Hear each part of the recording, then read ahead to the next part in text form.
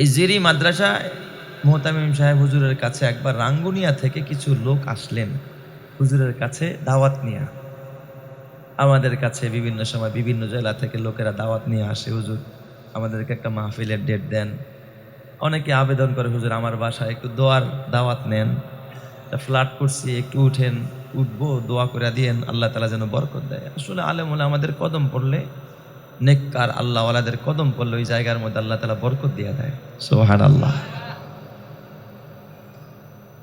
তো ওই জিরি মাদ্রাসায় যখন ওনারা আসলেন মুহতামিম সাহেব রহমতুল্লাহ আলাইহির কাছে, উনি বললেন, ঠিক আছে, কেন, কি জন্য, কি উপলক্ষে আপনাদের দাওয়াত?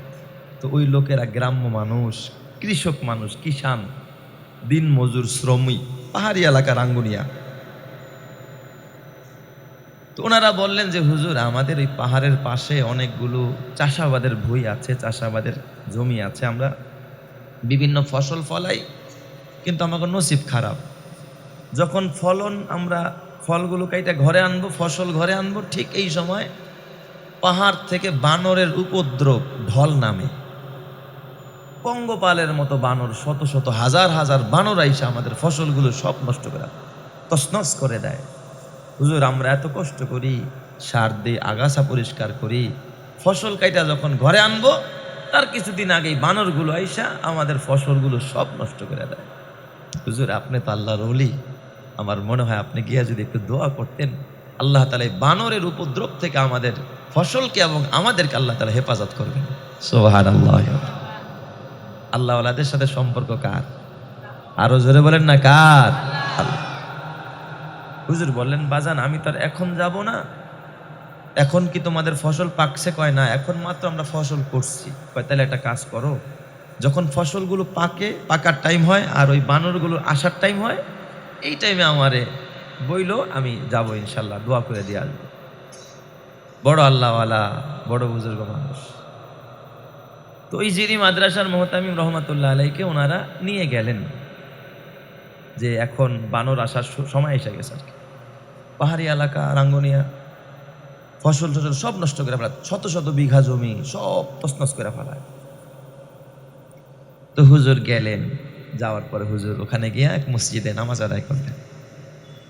নামাজ আদায় করে কয় এখন কি সেখানে, বলে হুজুর তাহলে দোয়া করেন। কয় না, আমি এখানে দোয়া করব না, তোমাদের ওই যে ক্ষেত যেখানে বানর ডিস্টার্ব করে, আমি ওই জায়গায় গিয়া আমি দোয়া করবো, একটা জায়নামাজ আমারে দাও।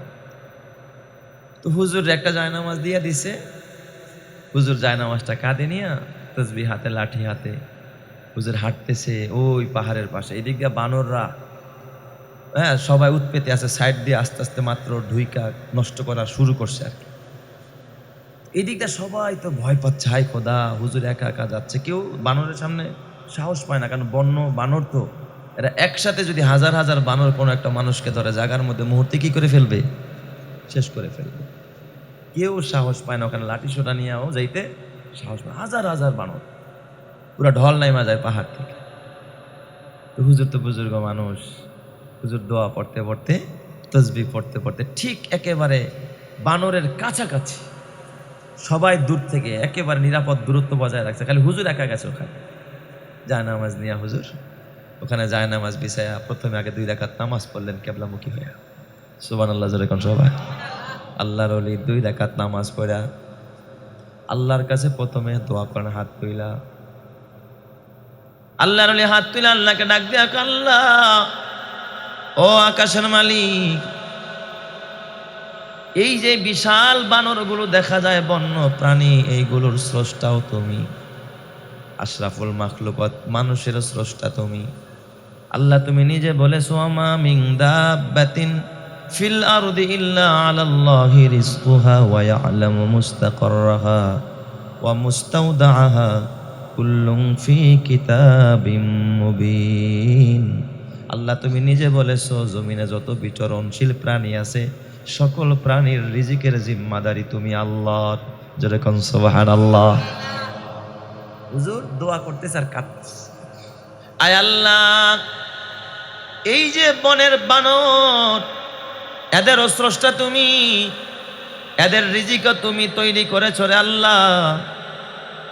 এই বানরগুলো, এই যে গরিব মানুষেরা, আশরাফুল মাখলুকাতের এই ফসলের ক্ষেতে ফসলগুলো যখন নষ্ট করে ফেলায়, এই আশরাফুল মাখলুকাত বড় কষ্ট করে। আল্লাহ, আল্লাহ গো, তুমি তো এদেরকে অন্য জায়গায় রিজিক দিতে পারো, এই জায়গায় কেন এদেরকে আশরাফুল মাখলুকাতকে তুমি কষ্ট দাও? আল্লাহ, তোমার বন জঙ্গলে তো রিজিকের অভাব নাই, কেন তুমি এই জায়গায় কষ্ট দাও? আল্লাহ, তোমার কাছে আমি ফরিয়াদ করি, আজকে তোমার কাছে আমি একটা ক্ষমতা চাই। আল্লাহ গো, এই বানরগুলোর ব্যাপারে তুমি আমার একটা সিদ্ধান্ত গ্রহণ করার মতো ক্ষমতা দাও। আমি আজকে তোমার কাছেই প্রার্থনা করি। চিৎকার মেরে কন্যা আল্লাহু আকবার। আল্লাহওয়ালা মানুষ তো আল্লাহর কাছে চাইছে, আল্লাহ পাক তারে দিয়া দিছে। নামাজ শেষ করে হুজুর এবার যায় নামাজ আবার কাঁদে নিস, যায় নামাজটা কাঁদে নিয়া আল্লাহর ওলি এবার বানরের দিকে আগায়। পাহাড়ের পাদদেশে বানরেরা হাজার হাজার বানর বসা, সামনের দিকে অগ্রসর হয় না। এই যে আমার সামনে বৈশা যেমন আপনারা বয়ান শুনছেন, ওই মাদ্রাসার এ বাবা হুজুরের জীবনের মধ্যে এই ঘটনা লিখেছে। আল্লাহর ওলি যখন লাঠি হাতে নিয়া যায় নামাজটা কাঁদেনি, ওই জায়গায় দাঁড়ায় গেছে। মনে হয় যেন খতিব সাহেব খুতবা দিবে আর মুসল্লিরা সামনে বৈশা গেছে। সুবহানাল্লাহ, জোরে কর, আরো জোরে কর আল্লাহু আকবার। বানরগুলো সব হাঁটু গাইরা এরপর হুজুরের দিকে সবাই তাকায় রয়েছে। এখানে বক্তা হলেন হুজুর, আর বানররা হলেন কি শ্রোতা। ওনার জীবনের মধ্যে লেখা হয় 1 মিনিট আর 2 মিনিট নয়, আল্লাহর ওলি লাঠি নাড়ায়া নাড়ায়া দীর্ঘ 2 থেকে 2.5 ঘন্টা ভাষণ দিলেন। জোরে কন্যা আল্লাহু আকবার। কাদেরকে বয়ান শোনায়? আরো জোরে কন্যা, কাদেরকে বয়ান শোনায়? বানরদেরকে বয়ান শোনায়। 2-2.5 ঘন্টা পর্যন্ত বয়ান দিলেন। কিতাবের মধ্যে লেখে বানরগুলোর দিকে যারা দূর থেকে নজর করতেছিল, প্রত্যেকটা বানকের চোখ দিয়া, ওদের মাথা দিয়া পানির ফোঁটা টপ টপ করে পড়তেছিল। সুবহানাল্লাহ, হুজুরের কথা ওরা কাঁদতেছে। বানরগুলো ডাক দিয়া বলতেছে, খোলাসা কথা ছিল হুজুরের বক্তব্যের ভিতর, কি বয়ান করছে কেউ শুনে নাই, তবে খোলাসা কথা এটা ছিল। আল্লাহর নবী ডাক দিয়া বলছে, বানরের জাতিরা, এই এখানে আল্লাহ তাআলা আশরাফুল মাখলুকাত মানুষের রিজিক রেখেছে, তোমার রিজিক তো আল্লাহ তাআলা বন জঙ্গলে রেখেছে, কেন আশরাফুল মাখলুকাতরে কষ্ট দাও? যারা আল্লাহ বলে ডাকে, যারা নামাজ পড়ে, যারা কোরআন পড়ে, যারা আল্লাহর ঘরে সেজদা দেয়, এদেরকে কেন কষ্ট দাও? তোমরা বন জঙ্গলে চলে যাও, আমার আল্লাহ তোমাদের না খাওয়া রাখবে না। বন জঙ্গলের ভিতরে আমার আল্লাহ তোমাদেরকে রিজিক দান করে দিবে। চিৎকার মেরে কন্যা আল্লাহু আকবার। হুজুর এই কথা বইলে আর সর্বশেষ লাঠি দিয়ে ইশারা করছে, যাও তোমরা চলে যাও। প্রত্যক্ষদর্শী যারা ছিলেন সবাই ডাক দিয়া বলে, আল্লাহর ওলি লাঠি দিয়ে ইশারা করতে দেরি হয়েছে। হাজার হাজার লক্ষ লক্ষ বানর তারা পিছনের দিকে ফিরা যখন পালাইতেছিল, বুড়া বানরটা বাচ্চা বানরটাকে মুখের মধ্যে কামড় দিয়া সেখান থেকে এই যে তারা গেছে হাজার হাজার শত শত বিঘা জমি, তারা ওই ফসলগুলো আল্লাহর ওলির এক বক্তব্যের কারণে আল্লাহ তাআলা বানরের উপদ্রব থেকে ওই এলাকাকে আল্লাহ নিরাপদ করে দিছে। চিৎকার মেরে কন্যা আল্লাহু আকবার। জিরি মাদ্রাসা বর্তমানে সবচেয়ে বড় হাদিয়া যেখান থেকে পায়, ওই রাঙ্গুনিয়া থেকে 100 বিঘা জমি তারা এই মাদ্রাসার নামে লেখা দিয়েছে। জোরে কন্যা আল্লাহু আকবার। চট্টগ্রামের ঘটনা, যদি ওদিকে কারো বাড়ি থাকে খবর নিয়ে দেখে, 100 বিঘা জমি তারা মাদ্রাসার নামে অক্ষ করে দিচ্ছে। ওখানে ফসল বিক্রি করে যেই টাকা আসে, এই টাকা দিয়া মাদ্রাসা আল্লাহ তারা আরামসে চালাচ্ছে। জোরে কন্যা আল্লাহু আকবার। বলেন তো কুদরত কার? আরো জোরে বলতে হবে কুদরত কার? এই জন্য আমার বাজান, খবরদার খবরদার, রিজিক নিয়ে পেরেশানির দরকার নাই। শুধু দরকার একটা রাজ্জাকরে চিনা, রাজ্জাকের পরিচয় হাসিল করা।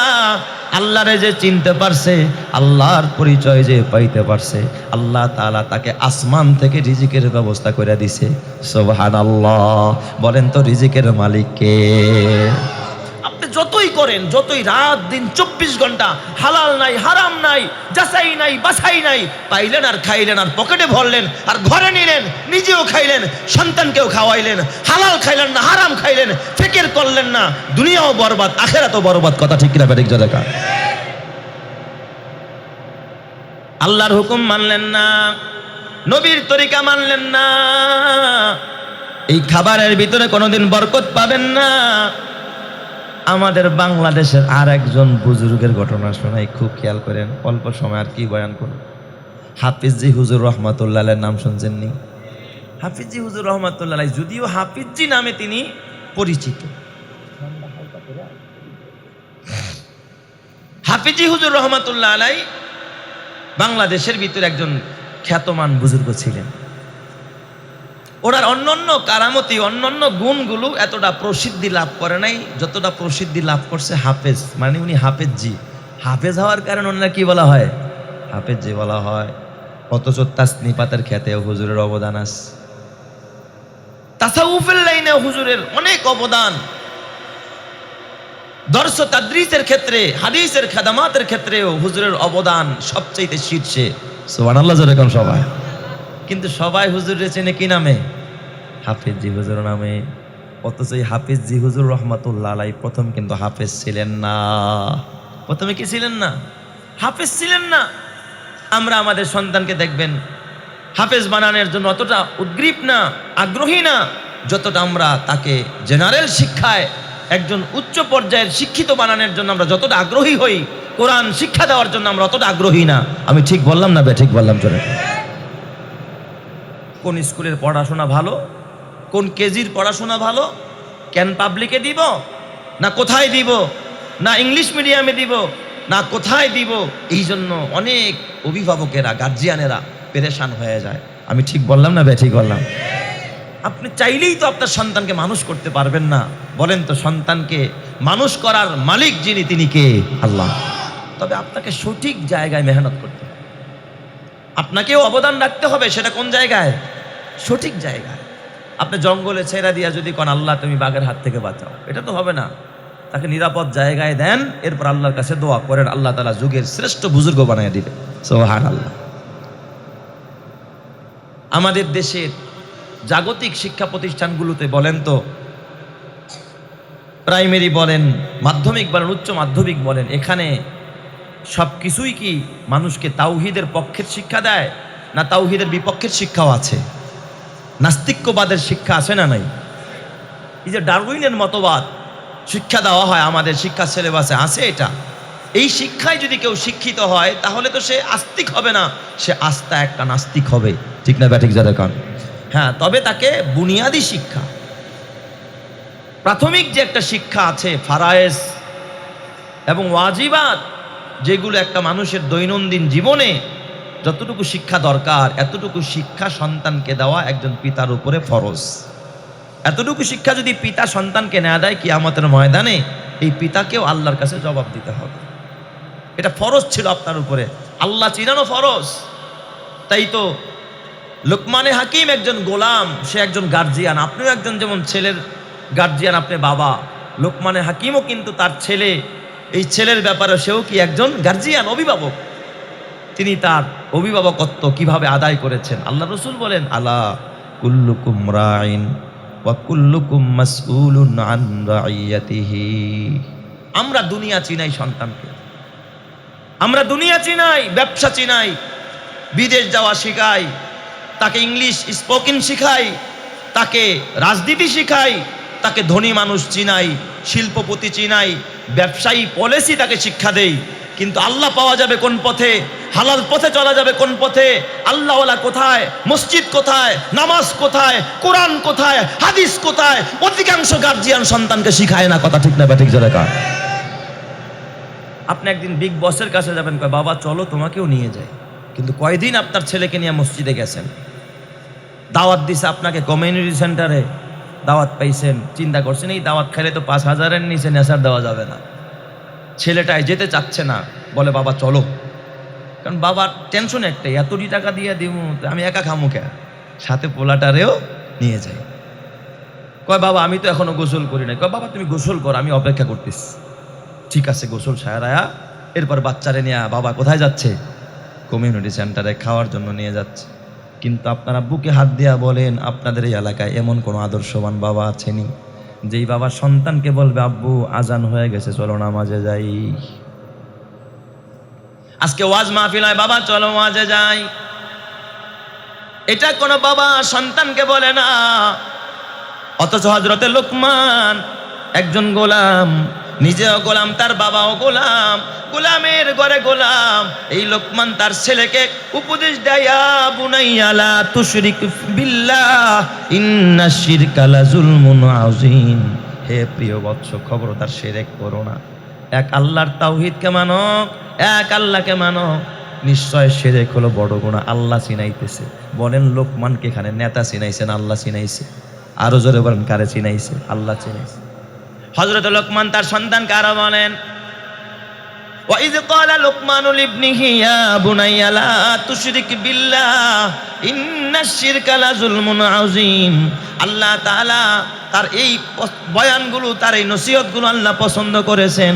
হযরতে লোকমান আরো নসিহত করেছেন তার ছেলেকে, ইয়া বুনাইয়া আকিমিস সালাহ ওয়া'মুর বিল মারুফ ওয়ানহা আনিল মুনকার ওয়াসবির আলা মা আসাবাক ইন্না যালিকা মিন আজমিল উমুর। হে প্রিয় বৎস, নামাজ আদায় করো। বাবা ছেলেরে উপদেশ দেয়, কয় বাবা নামাজ পড়ো। ওয়া'মুর বিল মারুফ, মানুষকে ভালো কাজের আদেশ দাও। ওয়ানহা আনিল মুনকার, খারাপ কাজ থেকে মানুষকে ফিরায় রাখো। আর আমরা কি বলি? খবরদার বাবা, ওরা যা করে তুই কিছু কইস না, ওগুলোকে পারবি না। আপনি খারাপ দেখা চোখ বন্ধ করে হাইটা যান, কিয়ামতের ময়দানে আল্লাহর কাছে কিন্তু জবাব দেওয়া লাগবে। ঠিক না ব্যাঠিক জোরে কান? অন্যায়ের প্রতিবাদ সে যেই হোক না কেন আমাদের করতেই হবে। কথা ঠিক না ব্যাঠিক জোরে কান? এটা ইসলামের শিক্ষা, কোরআনের শিক্ষা। আপনি করবেন না, আমি করব না, তাহলে তো জালেম মাথা চারা দিয়ে উঠবে। ঠিক না ব্যাঠিক জোরে কান? ওয়াসবির আলা মা আসাবাক ইন্না যালিকা মিন আজমিল উমুর। এই কাজ যদি করতে পারো, এটাই হবে তুমি একজন দৃঢ় প্রত্যয়ী ব্যক্তকারী মানুষ, তুমি হইবে একজন উলুল আজমওয়ালা মানুষ। তোমার সিদ্ধান্তই সমাজে বাস্তবায়িত হবে রে বাবা। এইভাবে করে লোকমান তার ছেলেরে গঠন করেছে। লোকমানের কথাগুলো আল্লাহর পছন্দ হয়ে গেছে। সে নবী না, সে কিন্তু নবী না, একজন রাখাল। রাখালের কথারে আল্লাহ তাআলা কোরআন বানায়া দিছে। সুবহানাল্লাহ জোরে কান সবাই। তো হাফিজ জি হুজুর রহমাতুল্লাহ আলাইহি প্রথম কি ছিলেন না? হাফেজ ছিলেন। উনি মাদ্রাসায় পড়তেন। যখন মাদ্রাসায় পড়তেছিলেন কিতাবখানায়, হাফিজ জি হুজুর রহমাতুল্লাহ আলাইহি কিতাবখানা পড়া অবস্থায় উনি একদিন জরুরত ছাড়তে গেছেন টাকটিতে। টাকটি ছিলেন আপনারা? গ্রামের মানুষ চিনবে। এখন তো এই স্যানিটারি বাথরুম ব্যবহার করতে করতে এখন তো বাথরুমও কয় না, ওয়াশরুম, আরো কত কিছু আধুনিক নাম সামনে যে দিবে মানুষ, সেটা আল্লাহ তাআলা ছাড়া কেউ জানে না। একটা সময় টাটকি, হ্যাঁ, ও আচ্ছা আচ্ছা, রেস্টরুম। মাশাআল্লাহ, আমার ভাই নতুন আরো একটা আপডেট শব্দ আমাকে শোনায় দিস। তো এই যে টাকটি, টাকটি বুঝেন তো? হ্যাঁ, গ্রামগঞ্জে বাঁশের জারের মধ্যে একটা বাঁশ ফালায়া ছালা কাটা দিয়া দুইটা বেড়া দিছে, হ্যাঁ, কোনো একটা গর্তের মধ্যে মলমূত্র পড়ে আর কি, একেবারে মানে অস্বাস্থ্যকর যেটাকে আমরা মনে করি। গ্রামগঞ্জে প্রথমত এটাই ছিল, কি বলেন? এখন আপনি যাই বলেন না কেন, একটা সময় গ্রামগঞ্জে এইটাই ছিল। টাকটি বাঁশের পালার উপর বসতো আর কি। তো এই রকমের একটা টাকটির মধ্যে হাফিজ জি হুজুর রহমাতুল্লাহ আলাইহি উনি একদিন জরুরত ছাড়তে গেলেন আর কি। তো উনি ওখানে বসার পরে নজর পড়ছে নিচের দিকে, হঠাৎ দেখলেন যে একটা কাগজ, সাদা কাগজ ওই মলমূত্রের মধ্যে পড়ে আছে। আল্লাহওয়ালাদের দৃষ্টি, আমাদের এই কওমি মাদ্রাসার দেখবেন আলেম ওলামারা, ছাত্ররা কখনো কাগজ দিয়া কখনো ময়লা পরিষ্কার করে। আমি দেখেছি বিভিন্ন সভা সমাবেশে, হ্যাঁ, পেপারের উপরে মানুষ বসে যায়। পেপারটা এটা বিদ্যা শিখার একটা মাধ্যম। জীবনে কোনো আলেমকে দেখবেন না পেপারের উপরে বসতে। নিজের জুতা পরিষ্কার করে পেপার দিয়া, কাগজ দিয়া। হ্যাঁ, এটা এলেমের সাথে এক ধরনের চরম বেয়াদবি, গোস্তাখি। এটা আপনার এলেম শিখার একটা কি অন্যতম মাধ্যম। তো উনি দেখতেছে যে এই মলমূত্রের মধ্যে একটা কাগজ পড়ে আছে। হাফিজ জি হুজুর রহমাতুল্লাহ আলাইহি জরুরত ছাড়তে পারলেন না যে আমি কেমনে কাগজের উপরে এই জায়গা আবার বাথরুম করব। আল্লাহর ওলির মনটা খারাপ হয়ে গেল, কিভাবে কাগজটা উদ্ধার করা যায়। হাফিজ হুজুর রহমাতুল্লাহ আলাইহি জরুরত না সাইরা জলদি ওখান থেকে নাইমা ওই কাগজ উঠাইতে গেলে মলমূত্রের মধ্যে পা রাখতে হবে। পা, তিনি একটা পা রাইখা এরপরে ওই কাগজটারে উঠাইলেন, পানি দিয়া ধৌত করলেন। পানি দিয়া ধৌত কইরা আল্লাহর ওলি নিজের কাছে যে কাপড় ছিল কাপড় দিয়া মুছলেন, মুইসা তারপরে পকেটে আতর ছিল সুগন্ধি লাগাইলেন। আল্লাহর ওলি নজর করে দেখলেন যে কাগজটা কিসের কাগজ। হঠাৎ তাকায় দেখে কাগজের মধ্যে একটা জায়গা দিয়ে লেখা আছে বিসমিল্লাহির রহমানির রহিম। রহমান ও রহিমের নাম এই কাগজের মধ্যে লেখা। চিৎকার মেরে কন্যা আল্লাহু আকবার। হাফিজি হুজুর রহমাতুল্লাহ আলাইহি কতক্ষণ কাঁদলেন, আয় আল্লাহ তুমি রহমানের নাম, আল্লাহ তোমার রহিমের নাম এই মলমূত্রের মধ্যে পড়ে থাকবে, আমি সহ্য করতে পারি না। হাফিজি হুজুর রহমাতুল্লাহ আলাইহি তিনি তার পকেটের মধ্যে কাগজটা রেখে দিলেন এবং শুধুমাত্র কোরআনের প্রতি, বিসমিল্লাহর প্রতি, আল্লাহর নামের প্রতি এমন আকর্ষণ পয়দা হয়ে যায়। আল্লাহর ওলি রাতের বেলায় ঘুমাইতে পারে না, শুধু কান্দে আর বলে, আল্লাহ গো তোমার কোরআনকে আমি যথাযথ মূল্যায়ন করতে পারি নাই। হায় আল্লাহ এই কোরআনের আজমত নষ্ট হয়ে গেল, কে ফালাইলো কাগজটা এই জায়গার ভিতরে। আল্লাহর ওলি কাঁদতেছিলেন আর দিলে দিলে কোরআনের প্রতি আকর্ষণ বাড়তেছিল। তখন উনি ছাত্র মানুষ, তখন কিন্তু হাফেজি না, হাফেজও হয় নাই। আল্লাহর ওলি মনে মনে কয়, আল্লাহ গো আমি তাইলে এখন আর কিতাবখানায় পড়াকে অফ রাখবো, আমি এখন থেকে হেফজখানায় পড়া শুরু করব, কোরআনের হাফেজ হব। চিৎকার মেরে কন্যা আল্লাহু আকবার। উনি ওনার ওস্তাদের কাছে গিয়া বলল, হুজুর আমার তো দিলের মধ্যে একটা জ্বলন শুরু হয়ে গেছে। কয় কি জ্বলন? কয় হুজুর আমার এখন হাফেজ হইতে মন চায়, আমি হাফেজ না হইয়া কিতাবখানায় পড়বো না। হুজুরা কয়, ছাত্র তো তুমি বেশি বোঝো, এই বছরটা শেষ করো, এরপরে দেখা যাবে। বছর শেষ করো, বছরের মাঝখানে তুমি বললেই কি এখন হেফজখানায় পড়তে পারবা? এই বছরটা শেষ করো। কিন্তু হাফেজ যে ঘুমাইতে পারে না, কোরআনের মহব্বত, বিসমিল্লাহর মহব্বত, সুবহানাল্লাহ জোরে কোন সবাই, তার দিলের মধ্যে আল্লাহ তাআলা কোরআনের নূর জ্বালায়া দিচ্ছে। আল্লাহ তাআলা হাফেজি বানাবে। তিনি চিন্তায় পড়ে গেলেন, খবর নিলেন বিভিন্ন ভাইদের কাছে, সাথীদের কাছে, বড় হেফজখানা কোথায়? তখন সবাই এক বাক্যে বললেন, ভারতে পাঞ্জাবে পানিপত নামক এলাকা, যে এলাকার ভিতরে কাজী সানাউল্লাহ পানিপতির জন্ম, যিনি তাফসিরে মাযহারি লেখছেন, ওই পানিপতের মধ্যে এক সুন্দর হেফজখানা আছে, বড় এক মাদ্রাসা আছে। হাফিজি হুজুর রহমাতুল্লাহ আলাইহি সব কিছু প্রসেসিং শেষ কইরা, কাগজপত্র, টিকিট, ভিসা সব ওকে কইরা তিনি ওই কয়েকদিনের ভিতরে, এক সপ্তাহের ভিতরে ওই যে বাবা পাঞ্জাবের পানিপতের উদ্দেশ্যে রওনা। ওই মাদ্রাসায় গিয়া হাফিজি হুজুর রহমাতুল্লাহ আলাইহি হেফজখানায় যখন ভর্তি হয়ে গেলেন, আল্লাহর বান্দা বড় হয়ে গেছে, কিতাবখানায় পড়ে, অল্প দিনের ভিতরে আল্লাহ তাআলা 30 পারা কোরআনের নূর তার সিনায় দান করে দিলেন। চিৎকার মেরে কন্যা আল্লাহু আকবার। তিনি বড় হাফেজে কোরআন হয়ে গেলেন। এই সেই হাফিজি হুজুর রহমাতুল্লাহ আলাইহি, ওনার জীবনী আমি পড়লাম। জীবনী পড়তে গিয়ে দেখলাম হাফিজি রহমাতুল্লাহ আলাইহি সব সময় ওই যে বিশের হাফি রহমাতুল্লাহ আলাইহির ঘটনা উনি সব সময় পড়তেন আর নিজে নিজে কাঁদতেন। বিশের হাফি নামে একজন মদখোর ছিল, মদখোর নেশাখোর ছিল, যে মদের আড্ডায় পড়ে থাকতো। হাসান বসরি রহমাতুল্লাহ আলাইহির যুগের একজন মানুষ ছিলেন বিশের হাফি রহমাতুল্লাহ আলাইহি। উনি একদিন মদ খাইতে যাচ্ছিল, মাদক সেবন করে যেখানে, সেখানে যাওয়ার পথে দেখে পথির মধ্যে একটা কাগজ পড়ে আছে। এই বিশ্বরে হাফি কাগজটারে ধরে উঠাইছে, উঠাইয়া দেখে এটার মধ্যে লেখা বিসমিল্লাহির রহমানির রহিম। উনি কাগজটারে মুইসা তারপরে মাথার মধ্যে একটা কাপড় বাঁধা ছিল, ওই জায়গার মধ্যে লুকায়া রাখছে। সুবহানাল্লাহ। খোদার কোরআন মর্যাদা দিয়া মাটির থেকে উঠায়া মাথার মধ্যে নিয়ে জায়গা দিয়া দিছে। বিশ্বরে হাফি রহমাতুল্লাহ আলাইহি ওই মদের আড্ডাখানায় গিয়া মদ পান করছে রাতের বেলায়। মদ খায়া বেহুশ হইয়া টাল হইয়া পড়ে রইছে। ওই দিক দিয়া যুগের শ্রেষ্ঠ বুজুর্গ হাসান বসরি রহমাতুল্লাহ আলাইহি, আল্লাহ তাআলা হাসান বসরিকে স্বপ্ন যুগে দেখায় দেয়, ও হাসান তুমি কোথায়? যাও যাও জলদি যাও, ওই মদের আড্ডাখানায় বিশের হাফি নামে একজন আল্লাহর ওলি, একজন বুজুর্গ ওই আড্ডাখানার ভিতরে, মদের আড্ডাখানার ভিতরে মদ খায়া পড়া রইছে। আল্লাহর ওলিরে নাপাক জায়গা থেকে উঠায়া নিয়া পবিত্র ঘর, আল্লাহর ঘরের মধ্যে বসায়া দাও, আমি তারে ওলি বানায়া নিছি। চিৎকার মেরে কন্যা আল্লাহু আকবার। আল্লাহর তাআলার বান্দা হাসান বসরি রহমাতুল্লাহ আলাইহি গিয়া দেখে বেহুশ হয়ে পড়ে রয়েছে। এইভাবে উনি গিয়া সেখান থেকে যে টান মারছে, ও বিশির ওঠো। টান মারার সাথে সাথে কলবটা নইরা উঠছে, দিলের মধ্যে আল্লাহ তাআলা ঈমানের বাতি জ্বালায়া দিছে। এরপরে যখন ওনার জবান দিয়ে আল্লাহ শব্দ বের হয়ে গেছে, বিশ্বের হাফির জবান দিয়ে এই যে আল্লাহ পাকের জিকির বের হয়ে গেল, ধৈরা তারা মসজিদে নিয়ে আসছে, গোসল করায়া ওই জায়গার ভিতরে নামাজে দাঁড় করায় দিছে। বিশ্বের হাফি রহমাতুল্লাহ নাই বাকি রাত্রটা নামাজ পড়ে পড়ে রবের কাছে কেঁদেছে। আল্লাহ তাআলা তওবার বদৌলতে তাকে আল্লাহ তাআলা তার জগৎ বিখ্যাত ওলি বানায়া দিছে। জোরে জোরে কান্না আল্লাহু আকবার। এ আমার বাবা, এটা কোরআনের মহব্বত, কোরআনের আজমত।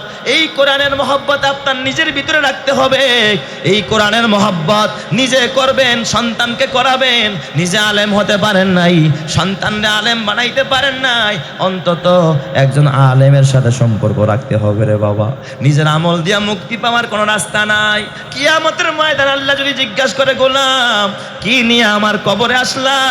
আপনি যদি বলেন আল্লাহ গো নামাজ নিয়ে আসছি, আল্লাহ যদি জিজ্ঞাসা করে নামাজ শুরু করছস কয় বছর বয়স থেকে, এ বলেন মুক্তি পাওয়ার কোনো রাস্তা আসেনি? আপনি কি 12 বছর থেকে নামাজ শুরু করছেন নাকি? যদি বলেন আল্লাহ রোজা দিয়া জান্নাতে যেতে চাই, আল্লাহ যদি বলে রোজা ধরছস কয় বছর থেকে? যদি বলেন হজ দিয়া জান্নাতে যেতে চাই, আল্লাহ বলবে হালাল টাকা দিয়া হজ করছস না মানুষ দেখানোর জন্য করছস? নাজাতের কোনো রাস্তা নাই। এই জন্য আল্লাহ তাআলা ডাক দিয়া বলে, ইয়া আইয়ুহাল্লাযীনা আমানুত্তাকুল্লাহ ওয়াবতাগু ইলাইহিল ওয়াসিলা। হে ঈমানদাররা, আল্লাহকে ভয় করো এবং মুক্তির জন্য একটা ওসিলা তালাশ করো, যে ওসিলায় তুমি নাজাত পাইতে চাও। একজন বেশ্যা মহিলা কুকুররে পানি খাওয়ায়া জান্নাতে যাবে, বুখারী শরীফের মধ্যে হাদিস আসছে। আরেকজন আবেদা নারী বিড়াল আটকায় রাইখা মাইরা ফেলাইছে। একটা বিড়াল 1 সপ্তাহ আটকায় রাখছে, বিড়ালটা মারা গেছে, এই মহিলা জাহান্নামে চলে গেছে। এ আমার বাবা, কুকুররে পানি খাওয়ালে যদি জান্নাতে যাওয়া যায়, আমি কসম দিয়া বলি, এই যে এতিমখানা মাদ্রাসাগুলো, যেই মাদ্রাসার ভিতরে ছাত্ররা গভীর রাত্রে ওইটা তাহাজ্জুদ পড়ে, আল্লাহর কুদরতি কদমে সিজদায় দিয়া কাঁদে, এই সমস্ত আলেম ওলামা কোরআনের হাফেজ এতিমখানার জন্য তোমার যদি একটু দরদ থাকে, একটু মায়া থাকে, মমতা থাকে, ভালোবাসা থাকে, কিয়ামতের ময়দানে এরা যখন আল্লাহর আদালতে দাঁড়ায় সুপারিশ আরম্ভ করবে, আল্লাহ তাআলা এদের বরকতে তোমাকেও জান্নাতি করবে। কথা ঠিক না ব্যাঠিক জোরে কর? অথচ আমার বাবা, তোমার সন্তান তোমার জাহান্নামে যাওয়ার কারণ হইতে পারে, তোমার ছেলেটা জাহান্নামে যাওয়ারও কারণ হইতে পারে। কারণ সে যদি বেনামাজি হয়, সে যদি উল্টা পাল্টা করে, সে যদি মাদক সেবী হয়, জাহান্নামে যাওয়ার কারণ হয়ে যাবে। অথচ নাজাতের জরিয়া হবে এই সমস্ত তালিবুল ইলমরা। অথচ কিয়ামতের ময়দানে যেই ছেলের জন্য এত দামি ভবন বানাইলা, সে বলবেন আল্লাহ আমার বাবা এত কষ্ট করলো, আমার বাবার গুনার বোঝাটা আমার মাথায় দাও। কোনো ছেলে তোমার গুনার বোঝা মাথায় নিবে না, তোমার বিবিও নিবে না, দুনিয়ার কেউ নিবে না রে বাবা। তাহলে কার জন্য পাগল হইলা? একটু ওসিলা তালাশ করো, একজন এতিমের খরচ বহন করো, তালিবুল ইলমের খরচ বহন করো, একজন এতিমকে খুশি করো। কিয়ামতের ময়দান আল্লাহর নবী বলে, আনা ওয়া কাফিলুল ইয়াতিমি কাহাতাইনে ফিল জান্নাহ। যারা এতিমের লালন পালনকারী হবে, আমি মুহাম্মদ ওয়াদা দিলাম, আমার 2 আঙ্গুল যেমন পাশাপাশি, ওই মানুষটা আমি মুহাম্মদের সাথে একই সাথে খোদার জান্নাতে থাকবে। জোরে কোন সুবহানাল্লাহ। এই দুনিয়াতে তুমি যতই করো আমার আমার, চোখ বুঝেই দেখো লাগবে তোমার শুধু যে আধার। যাদের প্রেমেতে তুমি গো আজ হলে দিওয়ানা, এরা জেনে নাও কেউ কবরের সাথী হবে না, কেউ বুঝা তোমার নিবে না সেই হাসর ময়দানে। কি আমল তুমি করলে নিয়ে যাবে সেইখানে, কি আমল তুমি করলে নিয়ে যাবে সেইখানে। এই মহল কোঠা সোনা দানা সব পরে রবে, এই সব কবরে নিয়ে গেছে কে বলো কবে। এই দালান কোঠা গাড়ি বাড়ি সব পরে রবে, এই সব কবরে নিয়ে গেছে কে বলো কবে। 2 গজ জমি কয়েক গজের ওই সাদা কাফন, শুধু এইটুকুতেই হবে তোমার জেনে নাও দাফন। যা পুঁজি তোমার এখনো তার বুঝলে না মানে, যা পুঁজি তোমার এখনো তার বুঝলে না মানে। কি আমল তুমি করলে নিয়ে যাবে সেইখানে। আল্লাহ তুমি বুঝার তৌফিক দাও, জোরে কানা আমিন।